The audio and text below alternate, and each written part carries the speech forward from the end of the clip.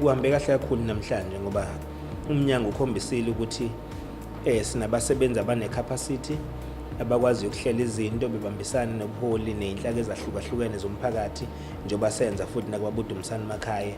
Kufanele sibheke iligasi yomuntu, sibheke futhi ukuthi kubantu esingaqamba ngabo ibhilidi lethu kuzoxhumana kanjani ney'nhloso zomnyango.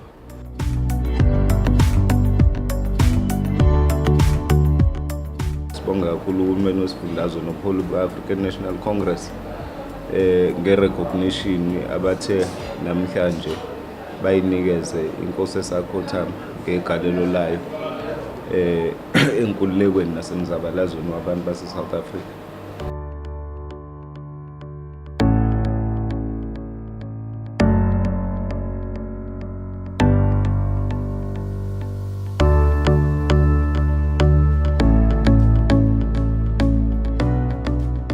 Siyabonga kakhulu kumnyango wakwa-transport ukuthi uqambe ibhilidi lawo ngobaba uNkosi Mhlabunzima Maphumulo House.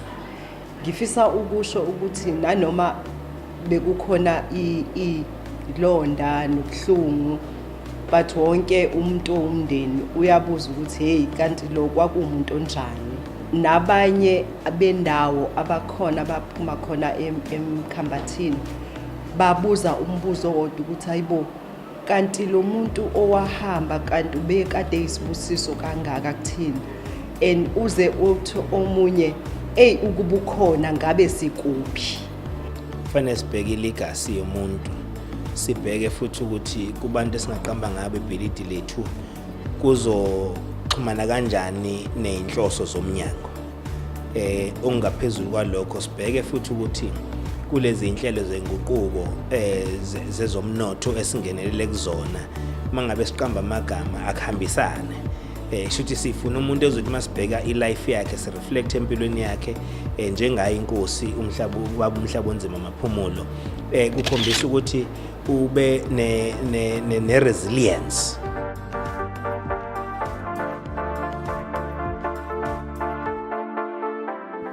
Well, firstly, we feel very humbled. Siyajabulisa umndeni. It's been a long time coming. Ubaba udlule emhlabeni 1991 February 25 when he was assassinated. I mean, at the time I was 5 years old. Igalelo,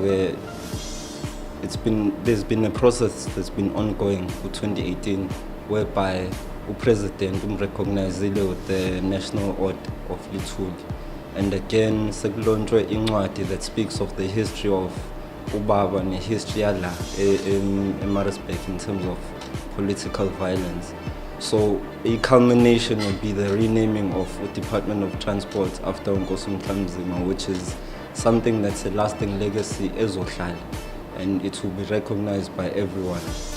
So we are very proud and humbled by this honor that the government has bestowed on ubaba.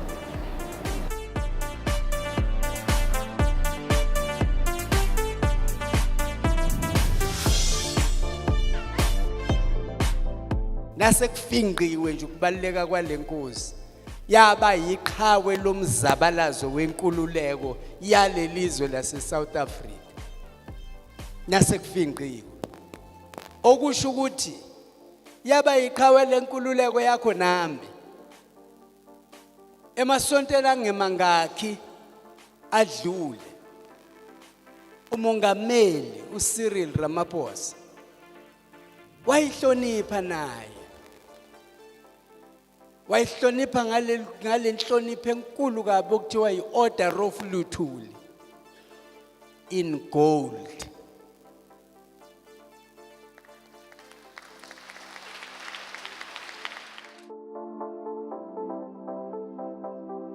Liyaqhubeka kuhlelo, siyaxhumana nomasipala, siyaxhumana namakhosi, siyaxhumana nemphakathi, ikakhulukazi lemigwaqo emikhulu okuyiyona esifuna kuqalwe ngayo, kakhulukazi sitarget ukuthi okulandela la masuka la uJohn Ross lo obheke Richards Bay lapha kusizinda somnotho kwaZulu Natal.